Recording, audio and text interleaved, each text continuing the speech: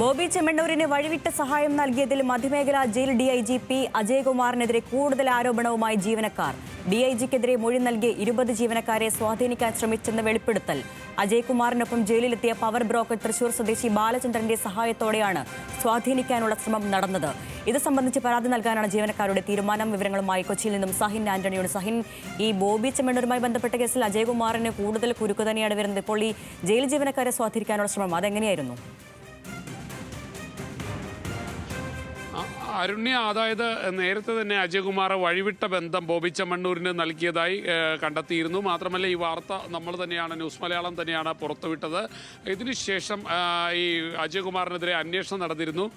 Jail DGPയുടെ നിർദ്ദേശപ്രകാരമാണ് head ക്വാർട്ടേഴ്സിൽ നിന്നും ഇത്തരത്തിലുള്ള ഒരു അന്വേഷണം നടത്തിയത്. വിനോദ് എന്ന് പറയുന്ന DIG തന്നെയാണ് ഇത് സംബന്ധിച്ചുള്ള അന്വേഷണം നടത്തിയത്. അന്ന് 20 ജീവനക്കാരായിരുന്നു അജയ്കുമാറിനെതിരെ, മധ്യമേഖല DIG ആയിട്ടുള്ള അജയ്കുമാറിനെതിരെ മൊഴി നൽകിയിരുന്നത്. അജയ്കുമാർ ഇതിന് മറുപടിയായി അന്ന് പറഞ്ഞിരുന്നത് താൻ കാക്കനാട് ജില്ലാ ജയിലിലെത്തിയത് തനിക്കൊന്ന് ബാത്റൂമിൽ പോകണമെന്ന് തോന്നി, അതുകൊണ്ട് മാത്രം വേഗത്തിൽ അവിടെ എത്തിയതാ എന്നുള്ളത് മറുപടിയാണ് നൽകിയത്. മാത്രമല്ല, തന്നോടൊപ്പം ഉണ്ടായിരുന്ന 3 പേർ ബോബി ചെമ്മണ്ണൂരിനെ അറിയാവുന്ന ആളുകളായിരുന്നു. അതുകൊണ്ട് ബോബി ചെമ്മണ്ണൂരുമായി സംസാരിച്ചു എന്നുള്ളതായിരുന്നു. പക്ഷേ ഇതൊന്നും തൃപ്തികരമായൊരു മറുപടിയല്ല. പ്രത്യേകിച്ചും ജയിലിൽ കയറുന്നതിന് അതിൻ്റേതായ കുറേ ചട്ടങ്ങളുണ്ട്. രേഖപ്പെടുത്തണം, കയറുന്ന ആളുകളെ രജിസ്റ്റർ രേഖപ്പെടുത്തണം. മാത്രമല്ല, പുറത്തു നിന്നുള്ള ആളുകളെ DIG ആണെങ്കിൽ കൂടി അനുമതിയില്ലാതെ അകത്തേക്ക് പ്രവേശിപ്പിക്കാൻ കഴിയുകയില്ല. കൂടാതെ ബോബി ചെമ്മണ്ണൂരിൻ്റെ അക്കൗണ്ടിലേക്ക് 200 രൂപ എഴുതി ചേർക്കുകയും ചെയ്തിരുന്നു. ഇതെല്ലാം ഗുരുതരമായ തെറ്റുകളായിട്ട് അല്ലെങ്കിൽ ഗുരുതരമായ അച്ചടക്കലംഘനമായിട്ട് തന്നെയാണ് കണ്ടെത്തിയിരിക്കുന്നത്. ഇതിൻ്റെ അടിസ്ഥാനത്തിൽ അജയ്കുമാറിനെതിരെ നടപടി വരാനുള്ള സാധ്യതയുണ്ട്. ഈ സാഹചര്യത്തിലാണ് 20ഓളം ജീവനക്കാരെ സ്വാധീനിക്കാൻ അജയ്കുമാർ ശ്രമം നടത്തിയെന്നുള്ളൊരു ആരോപണം കൂടി ഉയർന്നു വരുന്നത്. പവർ ബ്രോക്കറായിട്ടുള്ള തൃശൂർ സ്വദേശി ബാലേന്ദ്രൻ എന്ന് പറയുന്ന ഒരാളുടെ സഹായത്തോടു കൂടിയാണ് ഇത്തരത്തിലുള്ള ഒരു നീക്കം നടത്തിയതെന്നുള്ള ഒരു ആരോപണം കൂടി നിലനിൽക്കുകയാണ്.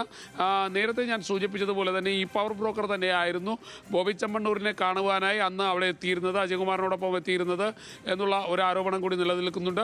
ഈ സാഹചര്യങ്ങളെല്ലാം പരിശോധിച്ചുകൊണ്ടാണ് വീണ്ടും ജയിൽ ജീവനക്കാർ ഇദ്ദേഹത്തിനെതിരെ പരാതി നൽകാൻ ഒരുങ്ങുന്നത്. എന്തായാലും പരാതിയുമായി മുന്നോട്ട് പോകാൻ തന്നെയാണ് ജയിൽ ജീവനക്കാരുടെ തീരുമാനം. നേരത്തെ അരുണ്യ പറഞ്ഞതുപോലെ തന്നെ കൂടുതൽ കുരുക്ക് അദ്ദേഹത്തിന് ഒരുങ്ങുന്നു എന്നുള്ളതാണ് ഈ ഘട്ടത്തിൽ മനസ്സിലാക്കേണ്ടത്. അരുണ്യ, സഹിൻ, ഈ ഒരു വകുപ്പ് തല നടപടിയിലേക്കൊക്കെ കാര്യങ്ങളിൽ എത്താനുള്ള സാഹചര്യമല്ല ഇപ്പം നിലവിൽ ഈ അജയ്കുമാറിനെതിരായിട്ടുള്ള ആരോപണങ്ങൾ, പുതിയ ആരോപണം കൂടി വന്നപ്പോൾ ഈ സ്വാധീനവുമായി ബന്ധപ്പെട്ട്? സ്വാഭാവികമായിട്ടും വകുപ്പ് തല നടപടിയിലേക്ക് ഇത് പോകാനുള്ള സാധ്യത തള്ളിക്കളയാൻ കഴിയുകയില്ല. കാരണം അജയ്കുമാറിനെതിരെ ശക്തമായ മൊഴിയാണ് ജയിൽ ജീവനക്കാരായിട്ടുള്ള 20ഓളം പേർ നൽകിയിരിക്കുന്നത്. ആ മൊഴിയിൽ തന്നെ വഴിവിട്ട ഒരു ഇടപെടൽ അജയ്കുമാർ നടത്തിയിരുന്നതായി തന്നെയാണ് അവർ പറയുന്നത്. കാരണം രാവിലെ അവിടെ എത്തുന്നു, ജില്ലാ ജയിലിലെത്തുന്നു, ഒരു രജിസ്റ്റർ രേഖപ്പെടുത്താതെ 4 പേർ, അജയ്കുമാറും മറ്റ് 3 പേരും, ഈ പവർ ബ്രോക്കർ ബാലേന്ദ്രൻ ഉൾപ്പെടെയുള്ള ആളുകൾ അകത്ത് പ്രവേശിക്കുന്നു. കൂടാതെ ഇവർ ബോബി ചെമ്മണ്ണൂരിനെ കണ്ട് അദ്ദേഹവുമായി സംസാരിക്കുന്നു. മാത്രമല്ല 200 രൂപ ബോബി ചെമ്മണ്ണൂരിൻ്റെ അക്കൗണ്ടിലേക്ക് എഴുതി ചേർക്കുന്നു, ജയിലിൽ നിന്ന് ഫോൺ ചെയ്യുന്നതിന് വേണ്ടി.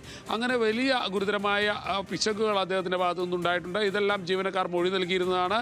ഈ സാഹചര്യത്തിലാണ് വീണ്ടും അദ്ദേഹം വലിയൊരു അബദ്ധം കൂടി കാണിച്ചിരിക്കുന്നത്, ജീവനക്കാരെ സ്വാധീനിക്കാനുള്ള ഒരു നീക്കം കൂടി നടത്തിയിരിക്കുന്നത്. ശരി സഹിൻ, എന്തായാലും DIGക്കെതിരായി കുരുക്കുകൾ വീണ്ടും മുറുകുകയാണ്. ആരോപണങ്ങൾ കൂടുതലായി ഉന്നയിക്കുകയാണ്. ജയിൽ ജീവനക്കാരെ സ്വാധീനിക്കാൻ ശ്രമിച്ചതാണ് ഏറ്റവും പുതുതായിട്ടുള്ള വാർത്ത. സഹിൻ ആന്റണിയാണ് കൊച്ചിയിൽ നിന്നും വിശദാംശങ്ങൾ നൽകിയത്.